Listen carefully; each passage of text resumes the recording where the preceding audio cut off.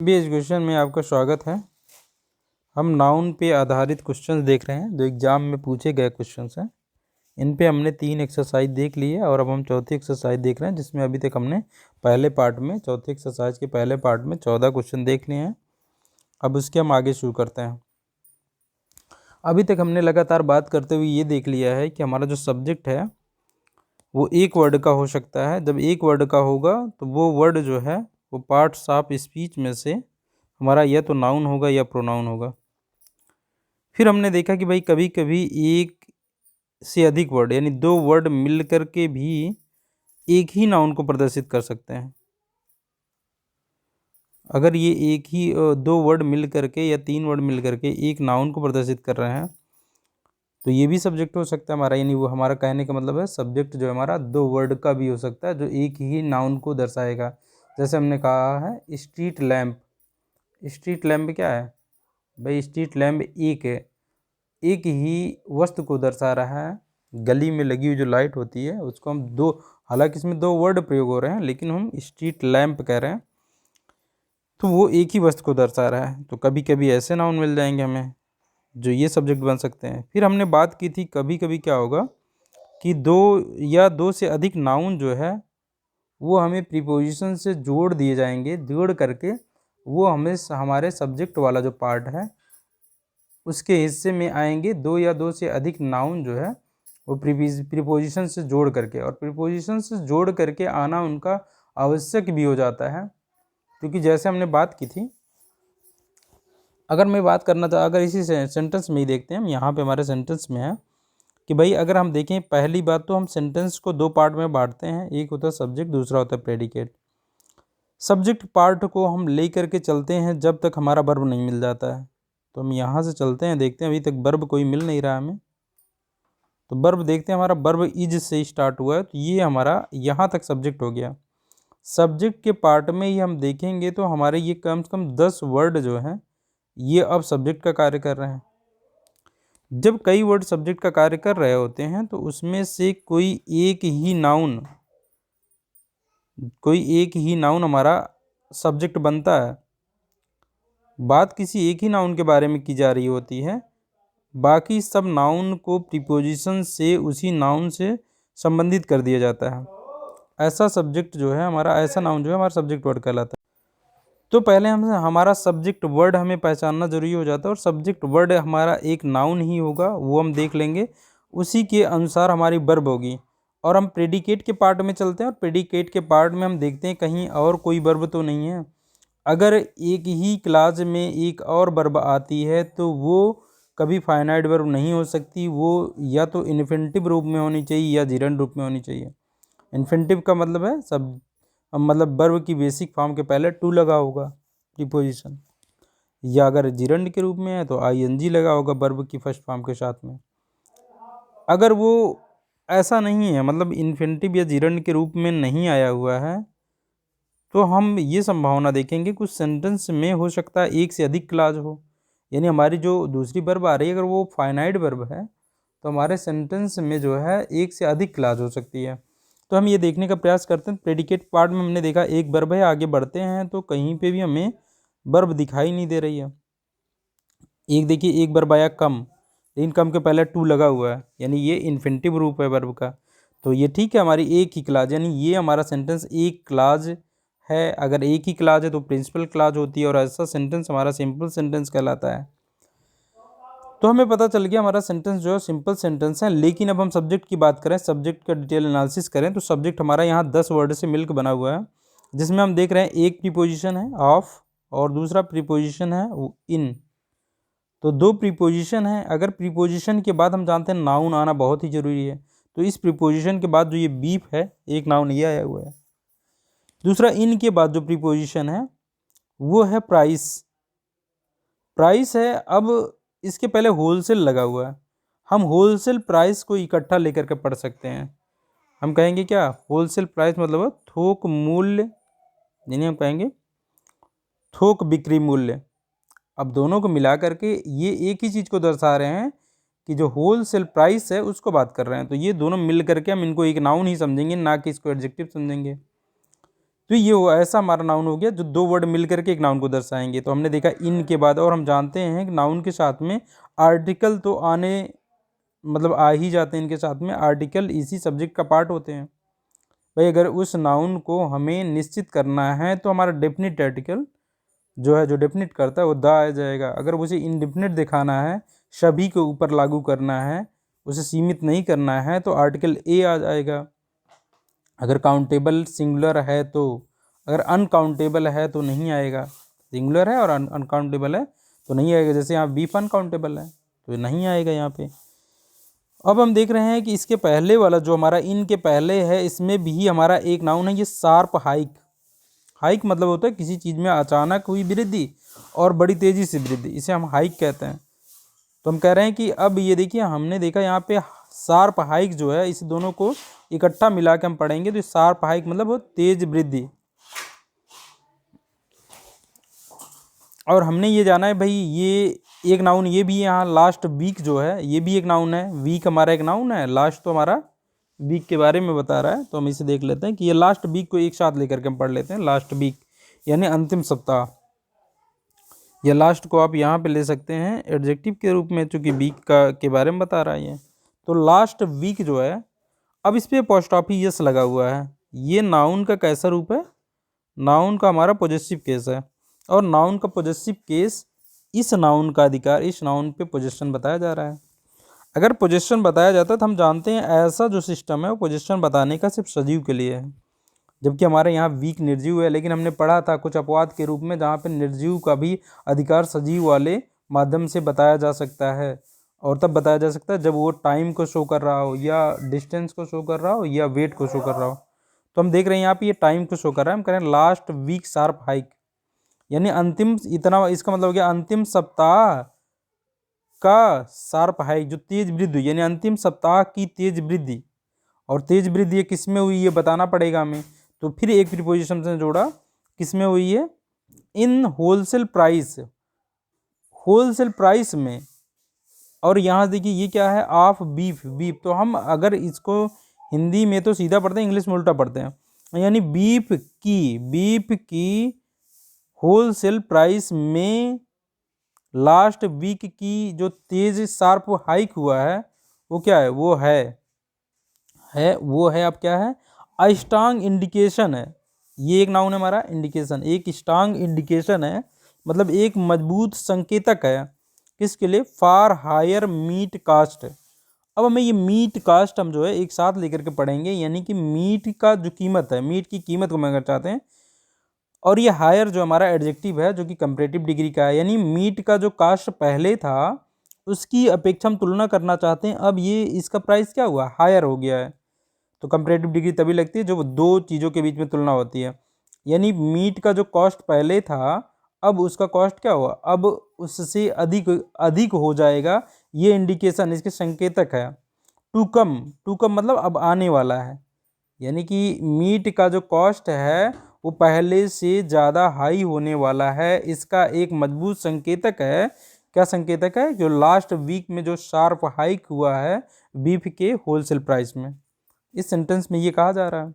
तो इस तरीके से हम अगर इसे हम डिवाइड कर पाएंगे, एक सेंटेंस को पार्ट पार्ट में अगर हम तोड़ पाएंगे तभी हम पढ़ पाएंगे, इसके अर्थ को निकाल पाएंगे। तो हमें यहाँ देखनी पड़ेगी गलती कहाँ है भाई। हम मीट की कीमत कहना चाहते हैं। कीमत क्या होगा हमारे यहाँ? इस केस में कास्ट जो है अनकाउंटेबल नाउन के रूप में लिया जा रहा है, तो हमें यहाँ कॉस्ट ना कह करके, क्योंकि ये वर्ब की तरह तो प्रयोग नहीं हो रहा, ना वर्ब की तरह, ना ही जो है कास्ट क्या होती है? कीमत होती है। कीमत क्या होता है? कीमत को हम छू करके तो देख नहीं सकते, यानी ये अब्स्ट्रैक्ट नाउन की तरह यहाँ प्रयोग हो रहा है। अगर अब्स्ट्रैक्ट नाउन है तो हमेशा सिंगुलर में रहता है, तो यहाँ कॉस्ट होना चाहिए, ना कि कॉस्ट होना चाहिए। जबकि हमारे इस सेंटेंस में देखें हम तो कितने नाउन हमारे आए? नाउन हमारे यहाँ पे बहुत सारे आए। एक कॉस्ट हमारा नाउन हो गया, दूसरा इंडिकेशन नाउन हो गया, तीसरा हमारा वीप नाउन हो गया, चौथा हमारा होलसेल प्राइस इकट्ठा लेकर हमने पढ़ा, और शार्प हाइक जो है ये, और एक बीक। इतने नाउन थे हमारे इसमें। तो हम नाउन पे पहले देख लेंगे क्या नाउन हमारे। तो हमें अभी तक ये समझ में आया कि हम नाउन को पहले सेंटेंस में स्ट्रक्चर, जब हम सारे पार्ट्स ऑफ स्पीच पढ़ लेंगे तब देखेंगे कि हम सेंटेंस के स्ट्रक्चर में प्रॉपर देख लेंगे भाई सब्जेक्ट क्या बन रहा है, सब्जेक्ट कौन है, अच्छा हाँ, सब्जेक्ट की हम बात कर लें। यहाँ पे पहला जो प्रीपोजिशन है, प्रीपोजिशन के पहले वाला जो नाउन होता है, देखिए जैसे यहाँ शार्प हाइक, यहाँ पे हमारा जो सब्जेक्ट बन रहा है मेन किसकी बात हो रही है, शार्प हाइक की बात हो रही है। अब ना तो बीफ की बात हो रही है, ना उसके होल होल प्राइस की बात हो रही है। उस होल प्राइस में जो शार्प हाइक आया है उसकी बात हो रही है, जो कि सिंगुलर दिख रहा है। अगर सिंगुलर है तो वर्ब भी सिंगुलर होगी, ये सिंगुलर वर्ब है हमारी। इस तरीके से हम पूरा डिटेल एनालिसिस कर रहे हैं, इसलिए हमको इसमें टाइम भी लग रहा है। अगला सेंटेंस हम देखते हैं। अगला सेंटेंस है whenever he goes to Mumbai. अगर हम इस सेंटेंस पहले हम पहचानने का प्रयास करेंगे क्या हमारी एक क्लाज है या एक से अधिक क्लाज है। पहले बात, व्हेनेवर जो है हमारी ये एक कंजंक्शन है। अभी आपको कंजंक्शन नहीं पता चल रहा होगा क्योंकि कंजंक्शन में पढ़ा नहीं है तो, लेकिन हमें व्हेनेवर एक कंजंक्शन है और उसके बाद एक सब्जेक्ट है, क्योंकि देखिए ये वर्ब है, ये वर्ब है हमारी जो कि ही के अकॉर्डिंग है। तो हमें पता चल गया इस ही से, ही के अकॉर्डिंग एक वर्ब है, तो ये फाइनाइट वर्ब है और ये सब्जेक्ट है हमारा। तो यानी हमारी एक क्लास स्टार्ट हो रही है यहाँ से। अब ये क्लास कहाँ तक चलेगी हम देख लेंगे, जब तक कोई और सब्जेक्ट या वर्ब ना आ रही हो। तो देख रहे हैं हमें एक वर्ब, हमें स्टेज जैसे ही एक वर्ब दिखाई दी, इसके पहले देखेंगे क्या इसके लिए अलग से सब्जेक्ट है, तो हम देख रहे हैं एक सब्जेक्ट है ही। यानी हमारी एक नई क्लास का प्रारंभ हो गया यहाँ से। अब ये क्लास हमारी तब तक चलेगी जब तक नया एक कोई वर्ब ना आ जाए या सब्जेक्ट ना आ जाए। तो हमें और कहीं देखने को नहीं मिला कि और कोई वर्ब है, तो हमने जाना इस तरीके से इसमें दो, एक क्लास ये है, एक क्लास ये है। अब एक क्लास के पहले तो एक कंजंक्शन होगा, कभी कभी कंजंक्शन नहीं भी होता है, तब भी हम ऐसे ही पहचान लेंगे भाई। अगर हमें दिखेगा कि एक वर्ब दिखेगी, यानी वर्ब अगर इन्फिनिटिव, भाई वर्ब हमारी होगी या तो इन्फिनिटिव रूप होगी। अब ये देख लीजिए वर्ब कभी भी दिखी, आपको किस किस रूप में और वर्ब मिल सकती है। एक तो टू के साथ मिल सकती है वर्ब की फर्स्ट फॉर्म जो कि इन्फिनिटिव रूप है, तब हमारा ये फाइनाइट वर्ब तो है नहीं। अगर ये फाइनाइट वर्ब नहीं है तो हमारी हम क्लाज की संभावना नहीं तलाशेंगे। अगर वर्ब की फर्स्ट फॉर्म में आईएनजी लग करके आ गया तब भी हम नहीं ढूंढने का प्रयास करेंगे, हालांकि कंटिन्यूस फॉर्म में होगा। इसके पहले अगर हमारा हेल्पिंग वर्ब है कोई, is, am, are, was were है अगर, तब हम जानेंगे कि ये भी हमारी एक मेन वर्ब बन सकती है, ये भी एक क्लास बना सकती है। लेकिन सामान्यतः हम देखेंगे सेंटेंस में कैसे पहचान पाएंगे, हम आगे डिटेल में देखते रहेंगे तो पकड़ लेंगे। अब अभी हम देखेंगे वर्ब की फर्स्ट फॉर्म कभी अकेली आ जाए, थर्ड फॉर्म, तो ये भी हमारा पास्ट पार्टिसिपल होता है कभी कभी, तब भी हम क्लास नहीं पकड़ पाएंगे। लेकिन हम ये देख लेते हैं, ज़्यादातर हम अभी नोटिस ये करते हुए चलते हैं कि भाई हमारा एक सब्जेक्ट होगा, यानी एक वर्ब मिलेगी, वर्ब के पहले एक सब्जेक्ट भी पड़ा रहेगा उसका, और वो वर्ब उसी के अनुसार रहेगी। तब हम ये ढूंढने का प्रयास करेंगे कि एक क्लास है हमारी। जैसे यहाँ ही के अकॉर्डिंग गोज लगी हुई है, यहाँ पे ही के अकॉर्डिंग स्टेज लगी हुई है, तो दो हमारी क्या हो गई, दो क्लास हो गई हमारी इस तरीके से। अब इस सेंटेंस में दो क्लास है तो हम देखेंगे दोनों क्लासेज का एनालिसिस करेंगे कि ये एक सब्जेक्ट है इसका ही के अकॉर्डिंग ये हो गया इज, ही गोज हो गया, ठीक है। अब गोज ऐसी वर्ब जो कि इनट्रांजिटिव वर्ब है, इसे ऑब्जेक्ट नहीं चाहिए, तो प्रीपोजिशन आया और प्रीपोजिशन का एक ऑब्जेक्ट आया मुंबई। अब ये गोज के प्लेस को, ये प्लेस को बता रहा है कि वो कहाँ जाता है, वो जाता है, यानी जब कभी, ये है हमारा कंजंक्शन, जब, इसका मतलब जब कभी वह मुंबई जाता है। ही स्टेज, वह रुकता है यानी वह ठहरता है, इन 5 स्टार्स होटल्स। अब देखिए प्रीपोजिशन लगा है तो ये एक नाउन है, यहाँ पे 5 हमारा एक, देखिए हमारा न्यूमरल एडजेक्टिव हो गया। ये स्टार जो है यहाँ पे हमारा एक नाउन है जिसको हमें ये नहीं रखना है, यस के साथ नहीं रखना है। हम जानते हैं बीच में जो आएगा न्यूमरल लिया हमारा, जो भी आएगा हाइफनेटेड नाउन है ये, हाइफनेटेड नाउन का ये जो ये वाला पार्ट होगा ये कभी यस के साथ नहीं रहेगा, ये प्लूरल नहीं रहेगा। तो ये होना चाहिए ही स्टेज इन 5 स्टार होटल्स, और 5 स्टार होटल में रुकता है। अगला सेंटेंस हम देखते हैं, the company has ordered, the company has ordered some new equipments. तो हमें एक ही वर्ब दिखाई दी, ये हेल्पिंग वर्ब है, ये हमारा मेन वर्ब है, तो ये हमारे प्रेजेंट परफेक्ट टेंस है। यहाँ पे किसी प्रेजेंट परफेक्ट में कोई कार्य जो है वर्तमान में पूर्ण हो चुका है उसे दिखाया जाता है। तो हमारा सब्जेक्ट हो गया the company, the company has ordered, यानी ऑर्डर, कंपनी ने ऑर्डर किया है सम, कुछ न्यू इक्विपमेंट, कुछ नए जो है इक्विपमेंट, उसने उपकरण, कुछ नए उपकरण उसने जो है क्या किए। सम हमारा जब होता है इसके बाद, सम हमारा ऐसा एडजेक्टिव है जिसके बाद जो है, जिसके बाद जो नाउन आएगा वो हमारा प्लूरल हो सकता है या सिंगुलर भी हो सकता है। काउंटेबल है तो प्लूरल होगा, अगर अनकाउंटेबल है तो सिंगुलर होगा। तो इक्विपमेंट हमारा अनकाउंटेबल है इसलिए ये यस नहीं होना चाहिए। अगला सेंटेंस हम देखते हैं, a strong breeze, a strong breeze blew his cap off. अब देखिए हम यहाँ वर्ब हमारी यहाँ, तो ये प्रेडिकेट का पार्ट है, ये सब्जेक्ट का पार्ट है, ब्रीज, ब्रीज मतलब वही ठंडी हवा हो गई, ठीक है। अ स्ट्रांग ब्रीज जो है, और ये क्या है, ब्रीज जो होती है, ये देखिए ये थोड़ा सा हवा का ऐसा रूप है जो काफ़ी जेंटल माना जाता है, मतलब ये अच्छा लगता है, ये अच्छा सेंस देता है, ठीक है ना। मतलब ऐसी हवा से इंसान को परेशानी नहीं होती है। लेकिन ये क्या कर रहा है, ये ब्लू कर दे रहा है, यानी ब्लो का सेकंड फॉर्म है, ये पास्ट इंडेफिनिट टेंस है। तो ये बहा ले गई थी क्या, उसकी कैप को ब्लू ऑफ कर दी थी, यानी उसकी कैप उसकी उड़ गई थी, हम कहना चाहते हैं। तो स्ट्रांग ब्रीज ना होकर क्या विंड होनी चाहिए, स्ट्रांग विंड, ठीक है, strong wind blue his cap, ये हो जाएगा हमारा। अगला सेंटेंस हम देखते हैं। अगले सेंटेंस हमारा वन ऑफ हर फर्मेस्ट बिलीव। हमने ये बात की थी कि अगर कभी प्रीपोजिशन ऑफ के बाद एक नाउन आए जो, और उसमें से यहाँ पे एक व्यक्ति को चुना जाए, यानी इस नाउन में जो लोग हैं उनमें से किसी एक की बात की जाए, तो अगर ये काउंटेबल है, अगर ये, तो ये प्लूरल नंबर में होगा। तो हम यहाँ देख रहे हैं भाई, यहाँ पे हमारा, यहाँ पे बिलीफ की बात हो रही है, बिलीफ की बात हो रही है, बिलीफ्स होना चाहिए ना कि बिलीफ होना चाहिए। तो one of her firmest belief, firm मतलब हो गया क्या, दृढ़, उसके सबसे जो दृढ़ बिलीफ्स थे, जो सबसे दृढ़ जो थे, अडिग कह लें, अडिग जो विश्वास थे कई, उनमें से एक की बात हो रही है। एमंग द हिंदूज, यानी हिंदुओं के बीच में, यानी एमंग द हिंदूज, इज, अब एक की बात हो रही है इसलिए इज लगा हुआ है, ठीक है। इज दैट है कि कर्मा, कर्मा अफेक्ट, अब देखिए सिंगुलर है इसलिए ये वर्ब है हमारी, तो ये कंजंक्शन था हमारा, एक और क्लॉज हमारी शुरू हो गई यहाँ पे, तो हो गई कर्मा अफेक्ट, यानी कर्मा अफेक्ट करता है their life and also life after death, यानी कर्मा जो है वो अफेक्ट करता है उनकी लाइफ को, और क्या करता है, और also the life of after death, यानी लाइफ, मृत्यु के बाद की लाइफ को भी क्या करता है, वो अफेक्ट करता है। तो यहाँ पे हमें बिलीव्स होना चाहिए इस वाले सेंटेंस में। अगला सेंटेंस हम देखते हैं। अगला सेंटेंस हमारा ही एडवाइज्ड, ही वाज एडवाइज्ड, तो हमारे ये वर्ब हो गई। अब एक वर्ब आई, टू और आई, लेकिन देखिए इन्फिनिटिव के रूप में आई, तो ये हमारा एक ही क्लास चल रहा है। Two spoons full of medicine, अब ये देखिए क्या है, ये टू, टेक, टेक के बाद टेक जो है, ये ऐसी वर्ब है जो कि ट्रांजिटिव वर्ब है, ये ऑब्जेक्ट चाहिए इसको, तो ऑब्जेक्ट हमें इससे दिया जा रहा है, ये पूरा देखिए इसके लिए ऑब्जेक्ट है, यानी टेक के लिए हमारा ऑब्जेक्ट है। क्या करता है, ही वाज एडवाइज, उसे एडवाइज किया गया था टू टेक, लेने के लिए, two spoonfuls of medicine, medicine यानी मेडिसिन एक अनकाउंटेबल नाउन है, तो ये प्लूरल नहीं हुआ, देखो two spoonful of medicine, medicine की दो जो है चम्मच, उसे जो है क्या किया गया था, टाइम्स अ डे, यानी दो बार, दिन भर में दो टाइम्स लेने के लिए उसे बोला गया था।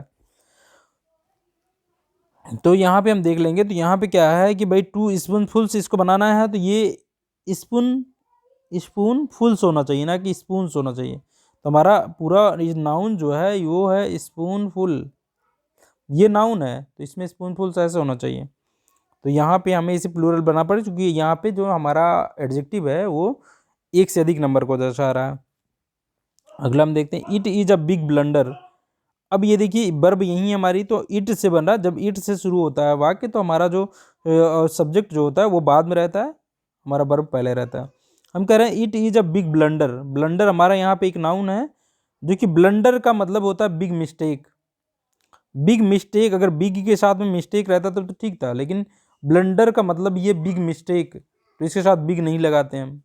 ब्लंडर अपने आप में एक बिग है, मतलब सबसे उच्च तरीके की गलती है, तो हम यहाँ क्या करेंगे, it is a blunder but be had, एक और देखिए कंजंक्शन आ गया, एक और क्लॉज आ गई, we had to ignore it, लेकिन हमें इसे इग्नोर करना पड़ा था, यानी यह एक ब्लंडर था, फिर भी हमें इसे इग्नोर करना पड़ा था। द पुलिस हैव रिसीव्ड, यानी पुलिस ने, पुलिस को देखो प्लूरल लिया जा रहा है, पुलिस हैव रिसीव्ड, यानी पुलिस ने रिसीव्ड किया था। हमने पुलिस को पढ़ा था, पुलिस हमारा कैसा नाउन था, हमारा एक ऐसा नाउन है जो सिंगुलर और प्लूरल दोनों स्थितियों में क्या रहता है, एक ही रूप में रहता है, ठीक है। लेकिन अगर इससे सेंस हमें आए, इसमें जितने अलग अलग मेंबर्स का बोध हो, तो हम इसे प्लूरल रख सकते हैं, वैसे हम इसे सिंगुलर भी रख सकते हैं अगर से कलेक्टिव रूप से लिया जाए तो। The police have received, and police ने रिसीव किया है टू इम्पॉर्टेंट इन्फॉर्मेशंस। अब देखिए इन्फॉर्मेशन हमारा अनकाउंटेबल नाउन है, तो इन्फॉर्मेशन हो नहीं सकता, हम कहेंगे two pieces of important information कह सकते हैं हम। तो टू पीसेस हम एक नया एडजेक्टिव फ्रेज लाएंगे, two pieces of important information, तब इंफॉर्मेशन ही रहेगा। दैट कैन, अब ये नया क्लास शुरू हो गया, दैट कैन जो हेल्प कर सकती है, देखिए अब दैट कैन हेल्प कर सकती है, देम उनकी हेल्प कर सकती है, them solve the triple murder case को सॉल्व करने के लिए जो है उनकी मदद कर सकती है जो इंफॉर्मेशन है। तो अगला सेंटेंस हम देखते हैं, अगला सेंटेंस हमारा है the sheeps of the wheat plants. Wheat मतलब हो गया यहाँ पे क्या है, व्हीट मतलब हो गया गेहूं की जो प्लांट्स हैं उनकी जो शीप्स हैं यानी बालियां हम कह लें, उनकी शीप्स जो हैं वो वर वेरी हैबर टू हैवी, वे क्या थी, बहुत ही हैवी थी, too heavy for the weak farmer to carry them on his head, जो वीक जो कमजोर फार्मर थे टू कैरी देम उनको ले जाने के लिए, ऑन हिज हेड अपने हेड पे उनको ले जा पाए, ये क्या थे, वो जो है बहुत भारी थी, मतलब इतनी भारी थी कि उससे वो ले नहीं जा सकते थे। तो हम देख रहे हैं यहाँ जो शीप्स है, ये वाला जो नाउन है हमारा, ये नाउन हमारा क्या होना चाहिए, शीप्स होना चाहिए, यानी इसका प्लूरल ऐसे नहीं बनता है, इसका प्लूरल जब लास्ट में यफ रहे तो इस तरीके से बनता है, तो the sheeps of the wheat plants हो जाएगा। और ये देखिए आपके पहले यही है, तो यही हमारा सब्जेक्ट है, वर लगा हुआ है। अगला सेंटेंस हम देखते हैं, अगला सेंटेंस हमारा द पॉपुलेशन ऑफ इंडिया, यहाँ भी प्रीपोजिशन आप से जोड़ा गया, तो पॉपुलेशन की बात हो रही है तो इज लगा हुआ है, ठीक। The population of India divided into two classes, दो क्लासेस में, यानी टू लगा है क्लासेस हो, क्लासेस में डिवाइड किया गया है, हैव्स एंड हैव्स नॉट। तो इसे हैव्स नॉट हमें बनाना है कैसे, इसका स्ट्रक्चर होता है हैव नॉट में, हैव्स नॉट, यहाँ पे हैव्स नॉट न होकर के हैव नॉट्स हो जाएगा और अपॉस्ट्रोफी ऐसे लगा दी जाएगी, तो यहाँ पे ये करना होगा हमें। अगला सेंटेंस हम देखते हैं, हमने सारे सेंटेंसेस की पहले भी बात कर रखी है तो आप यहाँ देख सकते हैं। अब आपको इसमें से कुछ, हमने बहुत सारे क्वेश्चन कर लिए हैं, लगभग वही क्वेश्चन है सब, तो यहाँ पे हम देखते हैं, हम फटाफट यहाँ देख लेते हैं गलतियाँ कहाँ हैं। All his sister in loss, तो हम जानते हैं ये हमारा एक ऐसा नाउन है जो कि हम जिसे कहते थे कंपाउंड नाउन। कंपाउंड नाउन में क्या है कि भाई जो मेन वर्ड है इसमें सिस्टर्स है ना कि लाश है, तो सिस्टर्स में यस लगाना चाहिए। ऑल हिज सिस्टर्स, अब सभी सिस्टर्स की बात हो रही थी, आर प्रयोग होगा। एक्सट्रीमली कोऑपरेटिव एंड नई क्लास शुरू हो गई, द सी डजंट मिस, वो मिस नहीं करती है हर रियल सिस्टर्स एट ऑल, अपने रियल सिस्टर्स को जो है मिस नहीं करती है। अगला देखते हैं, env strikes a women when she sees her husband talking to another woman, env नहीं, ऐसी चीज को कहते हैं जिलसी स्ट्राइक करती है, इनवी जो है यहाँ पे नहीं प्रयोग होगा। अगले सेंटेंस हम देख लेते हैं, अगला सेंटेंस हमारा है टू समन्स लगाओ। समन्स हमारा सिंगुलर नाउन है जो दिखता प्लूरल है लेकिन होता सिंगुलर है, अगर इसका प्लूरल हमें बनाना है तो समन का समन्सेस होगा, समन्सेस, तो ये होगा two summonses have been issued by the court but he has not it appeared before court, दो समन्स से जो है इशू हो चुके हैं लेकिन वो कोर्ट में अभी तक अपीयर नहीं हुआ था। अब यहाँ द वैद्यास हैव बीन लिविंग, अब देखिए वैद्यास के बाद इसके बाद जो है एक और नाउन जो है, एक और नाउन नहीं जिस पे अधिकार जताना है, तो ये क्या होना चाहिए, इसका प्लूरल ऐसे, मतलब ये इसके साथ यस लगा के जोड़ बंद दे देना चाहिए। द वैद्स हैव बीन, यानी कई वैद्य की बात हो रही है ना कि यहाँ पे पॉजिटिव केस का हमें नाउन चाहिए, तो the Vaids have been living here for about a decade, ये हो जाना चाहिए। अगला सेंटेंस देखते हैं, you are among those men, you are, अब दोज लगा हुआ है देखिए यहाँ पे, दोज हमारा क्या है, ऐसा एडजेक्टिव है जो एक से अधिक को दर्शाता है, दोज मैन की जगह मैन होना चाहिए, those man who earned name and fame not by chance but by hard work, यानी कि तुम उन आदमियों में से हो जिन्होंने नाम और जो है फेम कमाया है, नेम एंड फेम कमाया है, चांस से नहीं कमाया है बल्कि हार्ड वर्क से कमाया है, ये यहाँ कहा जा रहा है। अगला सेंटेंस देखते हैं, यहाँ पे चिल्ड्रेन आर प्लेइंग, यानी चिल्ड्रेन जो है खेल रहे हैं, आर प्लेइंग एंड मेकिंग मिसचीव्स, मिसचीव हमारा ऐसा नाउन है जो कि हमारा अनकाउंटेबल है, तो यहाँ यस नहीं होना चाहिए। As their holidays have started, उनके हॉलीडेज शुरू हो गए हैं। अब हम कह रहे हैं सीप। सीप्स ऐसा नाउन है हमारा जो कि दिखता सिंगुलर प्लूरल दोनों में एक ही केस में होना चाहिए, यानी इसे सीप ही बोलते हैं बस। ये सीप आ रहा और ये प्लूरल होगा, ठीक है। यहाँ पे अगला सेंटेंस हम देखते हैं। अगला सेंटेंस हमारा है I read the letter and made him aware of its contents होना चाहिए। देखिए यहाँ पे क्या होगा, ये कंटेंट्स होगा, प्लूरल होना चाहिए यहाँ पे। यानी लेटर में जितनी चीज़ें थी, जितनी सामग्री थी, उसके कंटेंट्स की हम बात कर रहे हैं, तो यहाँ प्लूरल हम इसका प्रयोग करेंगे, contents. I shall not go to party tonight since I have many works. अब वर्क का हमने डिटेल में पढ़ा हुआ है, पहले भी पढ़ चुके हैं, आप डिटेल में देख सकते हैं पीछे। वर्क का मतलब होता है जब काम होता है, इसका कार्य होता है, तो ये अनकाउंटेबल हो जाता है, तो हम कार्य के सेंस में यहाँ ले रहे हैं, इसलिए वर्क होना चाहिए। अगर इसका मतलब होता रचनाएं या कृतियां, तब इसका प्लूरल हो सकता था।